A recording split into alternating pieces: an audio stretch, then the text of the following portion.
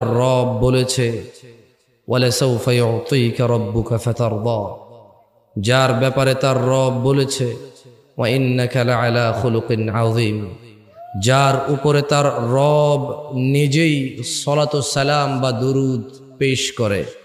যেমনটা রব কোরআনুল কারীমে বলেছে ইন্নাল্লাহা ওয়া মালাইকাতাহু ইউসাল্লুনা আলান নবী ইয়া আইয়ুহাল্লাযীনা আমানু সাল্লু আলাইহি ওয়া সাল্লিমু তাসলিমা। অসংখ্য দুরুদ ও সালাম নাজিল হন সেই নবীর উপর যার উপরে দুরুদ আল্লাহ নিজেই পেশ করে। সুবহানাল্লাহ।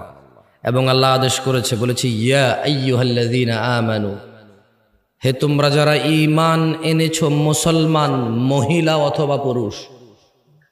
শুধু পুরুষ মুসলমানকে দুরুদ পেশ করতে বলেনি আল্লাহ, শুধু মসজিদে যাওয়া মুসলমানকে আল্লাহ দুরুদ পেশ করতে বলেনি, শুধু মসজিদের ভিতরে দিনে একবার কেউ বিদেশ গেছে, কারো বাচ্চা হয়েছে, কেউ মারা গেছে, কোনো দুঃখ অথবা সুখ, কোনো অনুষ্ঠান, এই কেন্দ্রিক দুরুদ পড়তে আল্লাহ বলেননি। আল্লাহ বলেছে ইয়া আইয়ুহাল্লাযীনা আমানু, হে তোমরা যারাই ঈমান আনছো, মহিলা হও অথবা পুরুষ, ধনী হও অথবা দরিদ্র, মসজিদে থাকো অথবা রাস্তাঘাটে, কাজে কর্মে থাকো অথবা ব্যস্ত, অথবা তুমি নিজের বিশ্রামস্থলে আছো, যেখানেই থাকো, তুমি যদি ঈমান আল্লাহর প্রতি আনো, তবে জেনে নাও আল্লাহ এবং আল্লাহর ফেরেশতারা নবীর উপর সালাতু সালাম পেশ করে।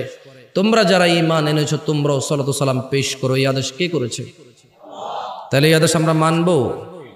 সবাই বলি আল্লাহুম্মা সাল্লি আলা মুহাম্মদ ওয়া আলা আলি মুহাম্মদ কামা সাল্লাইতা আলা ইব্রাহিম ওয়া আলা আলি ইব্রাহিম ইন্নাকা হামিদুম মাজিদ।